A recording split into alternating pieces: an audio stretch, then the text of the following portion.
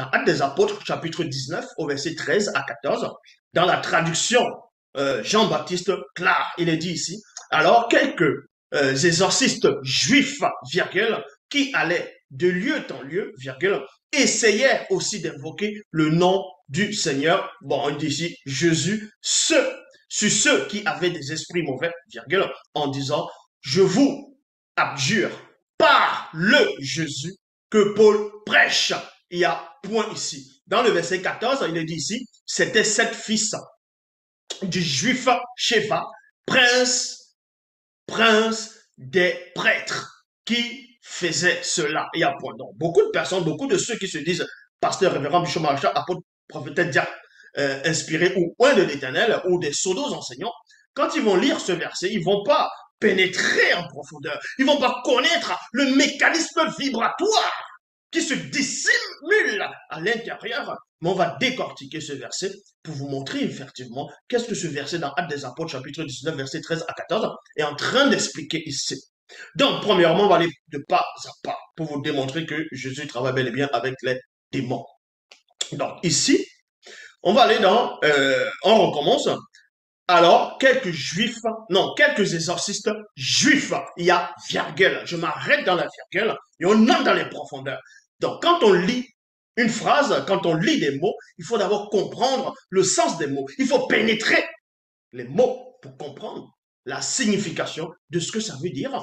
Donc, ici, dans Acte 19, verset 13, il est dit, alors, quelques exorcistes. Donc, on vous apprend à un moment donné, dans Actes des Apôtres, qu'il y avait quelques exorcistes. Donc, il faut d'abord savoir c'est quoi un exorciste. Qu'est-ce qui veut dire un exorciste? Comment on devient un exorciste? La définition d'un exorciste. Un exorciste, c'est quoi? C'est une personne chargée de chasser des démons. Ça peut être pas des incantations, pas des rituels, ainsi de suite. Donc, un exorciste, c'est quelqu'un qui a appris quelque chose. C'est quelqu'un qui, quand on dit telle personne c'est un exorciste, ça veut dire qu'il maîtrise déjà l'art. Il peut déjà chasser les esprits malins, il peut déjà chasser les démons. C'est quelqu'un qui a l'habitude de chasser les démons, un exorciste. Sinon, on ne va pas lui donner le nom d'un exorciste. C'est comme quelqu'un, on va le dire, on va dire telle personne c'est un mécanicien. Si tu es mécanicien, ça veut dire que tu as appris la mécanique. Donc, tu as fait tes preuves. Et on t'appelle en fonction du métier que tu fais. C'est pour ça que quand vous lisez la Bible actuelle classique, même si c'est trafiqué, il ne faut pas lire comme Tintin au Congo. Donc, dans Acte 19, 13, alors, quelques exorcistes juifs, il y a virgule ici, qui allaient de lieu en lieu, virgule, essayaient aussi. Le mot aussi apparaît. Aussi, ça veut dire quoi? Ça veut dire qu'à un moment donné, ces juifs exorcistes avaient coutume d'exorciser des personnes dans des villes où ils allaient au fur et à mesure. Et ça fonctionnait. Maintenant, ils ont connu, ils ont vu ici qu'il y avait certaines personnes qui utilisaient le fameux nom de Jésus pour chasser les démons. Alors, eux aussi maintenant, c'est pour ça que le mot apparaît, eux aussi essayaient d'invoquer eux aussi. Donc, ils ont pris maintenant ce nom de Jésus-là pour aller maintenant expulser les démons avec ce nom-là. Voyez, pour aller expulser les démons avec ce nom-là. Parce qu'avant, ils n'utilisaient pas ce nom de Jésus. Ils utilisaient les propres incantations, les propres rituels d'exorcisme pour pouvoir extirper ces esprits immondes de plusieurs personnes qui étaient possédées. Essayez aussi d'invoquer le nom c'est-à-dire le Seigneur, ici, Jésus, sur ceux qui avaient des esprits mauvais en disant, je vous abjure par le Jésus, virgule, on s'arrête dans la virgule, parce que les mots sont très importants, les phrases, il faut s'arrêter sur les phrases pour pouvoir comprendre le texte, pour pouvoir comprendre la scène, pour comprendre l'histoire de ce qui est en train de se dérouler. Donc ici, ces personnes-là, ces exorcistes, vont prendre ce nom de Jésus, vont accepter le nom de Jésus pour pouvoir expulser. les démons. Vous voyez. Donc, ils vont dire ici, par le Jésus. Le fait de dire le Jésus, c'est très important. Le mot apparaît le Jésus. Dans d'autres versions, on dit pas Jésus, pas ce Jésus. Mais ce verset, c'est très important, en gros, par rapport à cette traduction, de traduction Jean-Baptiste Clare. On vous apprend ici que ces gens vont dire que le Jésus. Parce que pour eux, quand vous comprenez dans la lecture, il y a plusieurs Jésus. Maintenant, ils vont identifier, ils vont dire, lequel Jésus? Parce qu'on sait qu'il y a eu les pas Jésus, il y a eu même Jésus, plusieurs Jésus selon les Bibles classiques, même dans la généalogie de ce soi-disant Jésus. Et dans ce qu'on appelle l'Ancien Testament, dans la Torah, dans Zacharie, on parle d'un Jésus. En fonction des versions, c'est aussi Josué. C'est ça qu'ils vont dire ici. Par le Jésus. Parce que pour eux, ils ont connu, ils ont compris, ils ont pénétré qu'il y avait plusieurs Jésus. Mais sauf que les autres Jésus étaient différents de ce Jésus-là. Donc, ils vont utiliser le nom que, on va dire, entre guillemets, les apôtres ou ceux qui marchaient, on va dire les apôtres, utilisaient. Ils vont dire, pas le Jésus, virgule, que Paul prêche. Il y a point ici. Dans le verset 14, on vous apprend, c'était 7 fils de Shépha, prince. Dans d'autres versions, ici, on va dire prince. Mais prince, ici, en gros, dans d'autres versions, on explique que prince, c'est grand souverain sacrificateur ou grand prêtre. Donc, ces exorcistes-là avaient pour père un souverain sacrificateur, un grand prêtre, quelqu'un qui maîtrisait, qui connaissait la loi, qui faisait cela. Dans Actes des Apôtres, chapitre 19, versets 15 à 16, dans la traduction Abbé Rilette, il est dit ici, mais l'esprit malin leur répliqua. 2 points. Je connais bien Jésus. Il y a virgule ici. Donc, les possédés, le possédé est là. Il est là, il est possédé par des esprits, par un esprit malin, par un esprit puissant. Et cet esprit va donner une information. Ce démon va préciser, va ouvrir une porte, une brèche que les pseudo enseignants n'ont pas pu pénétrer. Donc, ces démons ici vont reconnaître qu'ils connaissent ce Jésus-là. Et ensuite, ils disent, le démon, en gros, le mauvais esprit, l'esprit malin, leur répliqua, je connais bien Jésus. Il y a virgule. Je connais bien Jésus. Donc, ce démon-là connaît qui est Jésus. Il connaît Jésus comment? Parce que Jésus travaille avec eux. Jésus, c'est les semblables. On va vous démontrer cela, toujours dans les versions classiques actuelles. Je ne vais pas prendre d'autres livres. On va s'arrêter uniquement dans les Bibles classiques aujourd'hui. Le démon dit ici, je connais bien Jésus. Dans d'autres versions, c'est je connais Jésus, mais il dit ici, je connais bien Jésus et je sais qui est Paul. Point virgule. Mais vous, qui êtes-vous? Parce que le démon dit ici, mais Jésus, on le connaît, il est dans notre société. Il est semblable à nous. Et Paul, là, des Bibles actuelles classiques, qui contredit la Torah par rapport à la circoncision. Lui aussi, c'est un possédé. C'est un serviteur de Jésus qu'on connaît.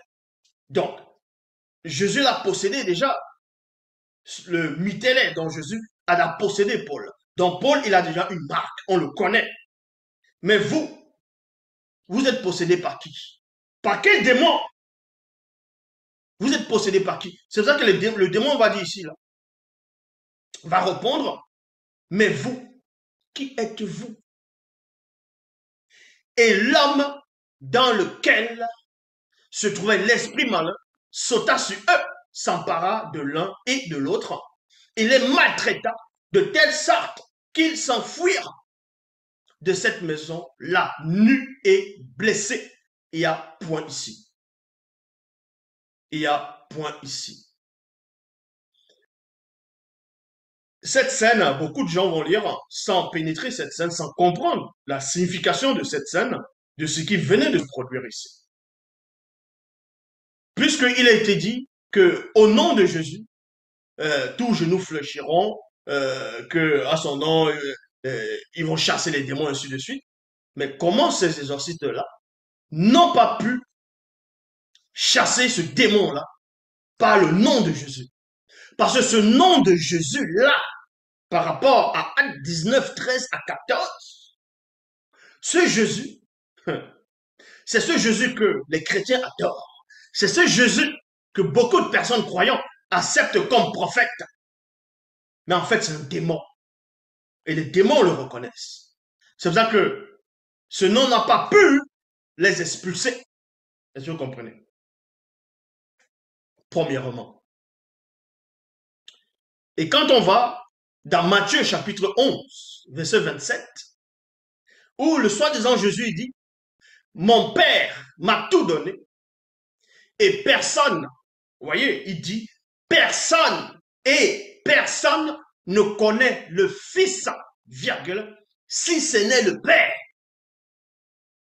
On vous dit que votre Jésus dit que personne ne connaît le Fils, donc personne ne le connaît lui, si ce n'est le Père. Mais tandis que dans Actes des Apôtres, chapitre 19, verset 15, le démon, il dit, je connais bien Jésus. Est-ce que vous comprenez? Donc, quand Jésus dit ici, dans Matthieu, chapitre 11, verset 27, quand il dit, personne ne connaît le Fils, donc personne ne connaît qui est Jésus en tant que démon, puisqu'il dissimule sa nature. Mais le démon dévoile ici, qui le connaît? Est-ce que le démon là, c'est son père? Puisqu'il est dit dans Matthieu chapitre 11, verset 27, si ce n'est le père. Mais le démon là, dans Acte 19, 15, n'est pas le père. Mais il connaît très bien Jésus. Dans Actes des Apôtres, chapitre 19, au verset 17, vous apprenez que ces démons travaillaient pour le compte de Jésus. Pourquoi? Vous allez voir la suite. Actes des Apôtres, chapitre 19, verset 17. Cet incident fut connu de tous les habitants d'Éphèse, juifs et grecs, donc gentils, païens. Juifs et grecs furent tous saisis de crainte. Et le nom du Seigneur, ici Jésus, fut l'objet d'un grand respect. Dans d'autres versions, c'est glorifié, exalté, ainsi de suite. Donc, les démons ont accompli les missions, fait en sorte que quand il va prononcer, ces personnes qui n'étaient pas mandatées, en gros, ces gens n'étaient pas possédés. Mais sauf que ils appliquaient pas réellement la loi. C'était certes les fils d'un grand prêtre, mais eux, c'était des ambulants. Donc, ils cherchaient eux-mêmes les propres gloires. Donc, il n'y avait pas, le démon a vu qu'ils n'avaient pas la protection du soi-disant Dieu de les pères. Et vu qu'ils n'ont pas vu la protection, et ils viennent utiliser le nom de Jésus sur eux. Et les démons, ils savent, le démon, il sait pertinemment que ce Jésus-là, lui le connaît personnellement, il le connaît très bien. Ce sont des compagnons.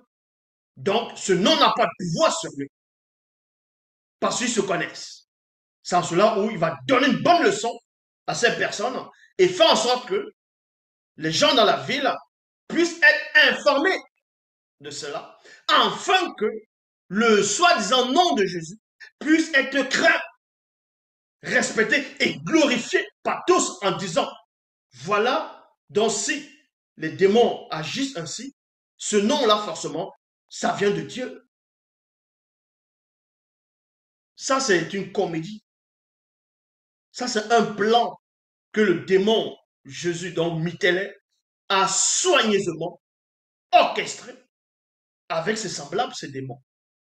Et on va vous montrer pourquoi. Dans Matthieu chapitre 8, verset 30, dans la traduction du Monde Nouveau, il est dit, à une bonne distance, il y avait un grand troupeau de porcs en train de manger. Dans d'autres versions, c'est en train de chercher la nourriture. Mais ici, on va s'arrêter dans la traduction du Monde Nouveau. On vous apprend dans Matthieu 8, 30, qu'il y avait un troupeau de porcs, dans d'autres versions, porceaux, mais ici, troupeau de porcs qui était en train de manger. Donc le porc, il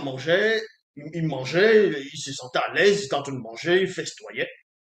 Donc ça faisait du bien, il mangeait, ils avalaient, ils étaient à l'aise. Il faisait beau. Vous voyez, le porc était content. Les porcs étaient contents, ils étaient en train de manger. Et c'est très bien de manger. Non. Pendant qu'ils étaient en train de manger, on vous apprend dans Matthieu chapitre 8, versets 31 à 32, Bible en français courant. Les esprits mauvais adressaient cette prière à Jésus. Parce que la scène, c'est quoi? Jésus va arriver dans un territoire, selon les Bibles classiques. Il va trouver une personne qui est possédée. Il va trouver possédé. Et là, le possédé va dire, que y a-t-il entre nous, toi et nous, tout ça, Jésus, fils de Dieu? Mais ce Dieu-là, j'ai démontré que ce Dieu-là, c'est Yahvé Adonai Jéhovah Elohim, qui est lui-même un démon religieux de haut rang. On va vous expliquer c'est quoi la Bible. C'est quoi les codes qui sont cachés, dissimulés derrière les phrases. Donc, en voulant chasser le démon, bon, quand ils vont voir Jésus, ils vont dire, mais en gros, si tu veux nous expulser, si tu veux nous chasser, envoie-nous dans le troupeau de porcs. La question est de savoir, si Jésus c'est un démon, si Jésus travaille pour Satan, pour les démons, pourquoi encore les démons vont dire à Jésus, es-tu venu tout monter avant le temps? Si tu veux nous expulser, envoie-nous dans le troupeau de porcs. On va vous expliquer, c'est très simple. Parce que les gens vont dire qu'il y a une sorte de contradiction. Il n'y a pas de contradiction. Le problème, c'est quoi? C'est qu'il faut d'abord comprendre le mystère du monde occulte. Il faut savoir la hiérarchie qui règne dans le royaume de Satan, dans l'ombre. Il faut savoir. Est-ce que vous comprenez? Chaque chose a sa place dans le monde occulte. C'est pour ça qu'on dit les démons de haut rang. Les démons qu'on appelle légion, le démon qui était là, ce démon qui était là, ne devait pas posséder, je dis bien dans les Bibles actuelles classiques, ces démons-là ne devaient pas posséder l'homme, ces hommes-là, l'homme dans cette région. La place de ces démons par rapport au rang, c'est la place de ce démon-là, de ces démons, était dans les animaux. Mais vu qu'ils n'ont pas obéi à cet ordre-là, c'est-à-dire ils ont plutôt possédé un humain. Est-ce que vous comprenez? Là, on vous montre le sens caché même, on vous montre par-delà le voile des écritures de la Bible classique. Parce que dans le deal du monde occulte, c'est pas tous les démons qui doivent posséder la même chose. C'est en fonction du rang, en fonction du grade. Mais sauf que ces démons ont plutôt possédé un humain dans la Bible classique. Et pourtant, cette espèce de démon, selon les Bibles classiques, devait plutôt posséder les animaux. Certaines espèces. Sans cela, où, quand ils vont voir Jésus, ils vont dire, mais ils vont reconnaître qu'effectivement, ils ne devaient pas être dans cette personne-là. C'est pour ça qu'ils vont voir les porcs, ils vont demander à Jésus, ils vont dire, bon, envoie-nous alors là-bas. Vu que, logiquement, on doit entrer dans ce troupeau-là. On doit entrer. C'est pour ça qu'on vous dit ici, dans Matthieu chapitre 8, au verset 31 à 32, dans la Bible en français courant, les mauvais esprits adressaient cette prière à Jésus. Il y a deux points. Les gens vont dire, oui, mais le démon arrive à prier Jésus, donc ça veut dire qu'il est Dieu. Non. Vu que Jésus lui-même, c'est un esprit, c'est un démon de haut rang. Et parce que là-bas, dans le monde occulte, ils connaissent ce qu'on appelle le droit d'aînesse aussi. Donc, ils vont prier les supérieurs. Parce que ce Jésus-là, ce démon mitélé, est supérieur à cette espèce de démon qui était là. C'est pour ça qu'ils vont le supplier, ils vont prier. Écoutez attentivement. Ils vont prier. Ils vont adresser cette prière dans supplication à Jésus. Si tu veux nous chasser, virgule, si tu veux nous chasser, envoie-nous dans ce troupeau de porcs. Pourquoi ils négocient? Parce qu'ils savent que leur place, par rapport à leur rang, ils doivent posséder les animaux. Et non les humains qui étaient là. C'est ça le deal. Si vous ne comprenez pas le mystère même du monde occulte, le mystère même de la haute spiritualité dans des hautes fréquences. Jésus qui connaît le deal imposé par Satan dans son maître, il ne va pas dire non à ces démons-là. Parce que s'il dit non, il va contre le règlement imposé par le monde occulte. C'est pour ça que dans le verset 32, Jésus leur dit, allez-y. Et pourquoi il n'a pas dit non? Jésus, ça dit qu'il avait pitié d'eux. Jésus leur dit, allez-y. Les esprits mauvais sortent des deux hommes, parce que c'était deux hommes, et ils entraient dans les cochons. Alors tout le troupeau se précipite du haut de la pente dans le lac et les cochons se noient. Parce que les cochons sont noyés parce que le porc n'aime pas être possédé. Ils ont usé de leur libre arbitre. Mais sauf que quand les porcs vont se noyer, les démons ne vont pas se noyer. Ils vont partir mystiquement, aller chercher maintenant des corps appropriés. Donc, d'autres animaux. Pourquoi Jésus accepte ici? Et pourtant, il est dit dans Jean chapitre 9 au verset 31. Jean 9, 31. Nous savons que Dieu n'exauce point les pécheurs. Les démons sont des pécheurs. Donc si vous dites que Jésus est Dieu, pourquoi Jésus va exaucer les pécheurs? Alors que dans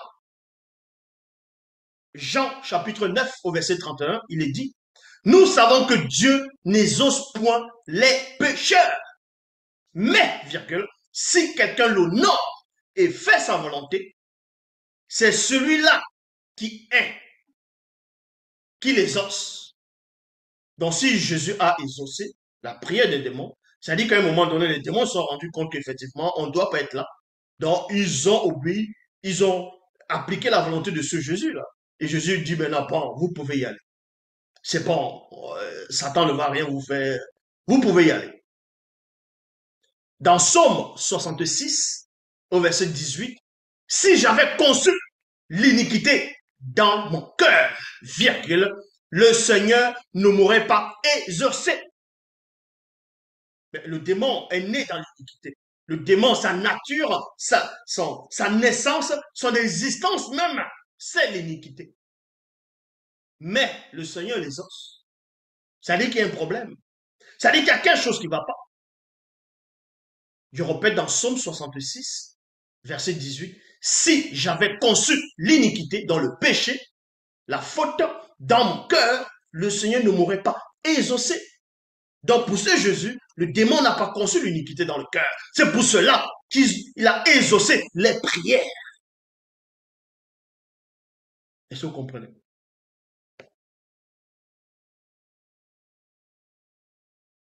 Dans Jean, chapitre 6, au verset 70, il est dit, Jésus l'a dit, n'est-ce pas moi qui vous ai choisi? Parce qu'il y avait ses disciples qui étaient là. Ils étaient 12. Il dit ici, Jésus l'a dit, n'est-ce pas moi qui vous ai choisi, virgule, vous les 12, et pourtant, l'un de vous est un démon. Donc Jésus dit ici, quand il dit il a choisi, ça veut dire quoi? Choisi, ça veut dire que il les a déjà initiés pour les posséder. Donc ce sont ses hôtes, pour aller séduire les gens. Mais il y a quand même un parmi vous qui est comme moi. C'est mon semblable. C'est un démon. C'est pour ça qu'il dit ici, l'un de vous est un démon. Et ce démon-là, c'est qui? Selon les Bibles actuelles classiques, il dit, l'un de vous est un démon, dans d'autres versions, c'est l'un de vous est un diable, l'un de vous est un contradicteur, parce que les démons, même dans ce que j'appelle l'Ancien Testament, dans la Torah, c'était aussi des contradicteurs. L'un de vous est un démon.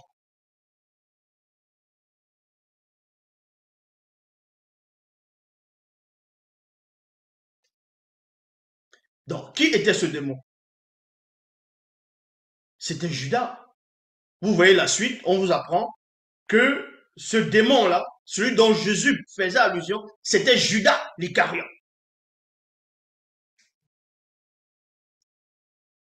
Maintenant, on vous fait croire, on vous montrer des scènes. Non. Là, c'était des rituels ici. C'était autre chose qui se produisait. Mais on va camoufler cela pour mettre des hommes, relater des histoires.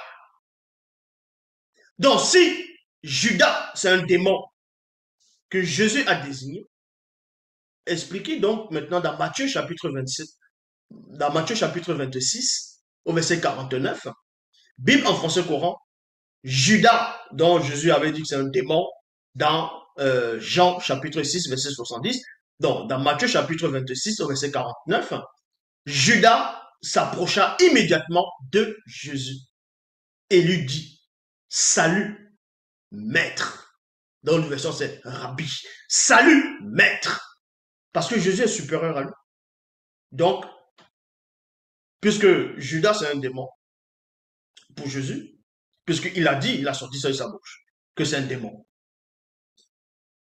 Et c'est là où, et c'est là où, dans la suite, il dit, salut, maître. C'est le démon qui est en train de dire, selon les Bibles classiques, salut, maître. À ce Jésus. Donc, admettez-le. Puis il embrassa. Donc, Jésus accepte qu'un démon l'embrasse. Parce que c'était des rituels de passation. Pour accomplir quelque chose. Pour encore plus séduire les personnes en faisant croire à la réalisation d'une soi-disant prophétie. Traduction du monde nouveau. Passé à le monde ancien. La traduction du monde nouveau, c'est le témoin de Jéhovah. Et vous voyez que les témoins de Jéhovah n'ont pas de connaissance. Ils vont venir écrire juste pour écrire. Ils vont vous dire ici dans Matthieu chapitre 26 au verset 49, dans, comme je dis, traduction du monde nouveau, et se dirigeant droit sur Jésus, il dit deux points, bonjour, Rabbi. Et il embrassa très tendrement. Donc je m'adresse à vous les témoins de Jéhovah, à ceux qui ont rédigé ces torchons. Quand vous avez écrit dans Matthieu chapitre 26 au verset 49 que Judas se dirigeait droit vers Jésus, et ensuite il a dit à Jésus, bonjour, Rabbi. Mais ça vous a pas échappé que la scène s'est produite le soir. Le soir, on ne dit pas bonjour, on dit bonsoir. Vous voyez? Donc, même la notion du temps vous échappe. La notion du temps vous échappe. Ici, il dit bonjour, Rabbi. Or, c'était le soir. Ils doivent dire bonsoir, Rabbi. Matthieu chapitre 26, au verset 50. Jésus lui répondit à qui? À ce démon-là. Dans Matthieu, dans Jean chapitre 6, verset 70, donc, il a dit l'un de vous est un démon. Donc, voilà comment il va répondre à ce démon-là. Quand le démon dit bonjour, dans la version qu'ils ne comprennent pas, et dans d'autres versions, c'est salut, maître. Dans Matthieu chapitre 26, verset 50, Jésus lui répondit, mon ami, mon ami. Donc, comment tu vas dire telle personne c'est un démon et tu l'appelles encore ton ami? Comment tu vas dire telle personne c'est un traître, tu l'appelles encore ami? Ça veut dire qu'il y a quelque chose qui ne va pas. Parce qu'ils sont en train de dissimuler les propos de Michel, qui est ce Jésus, ce démon hybride, avec les gens qui possèdent. Or, le 12e apôtre, selon les Bibles classiques, c'était un démon.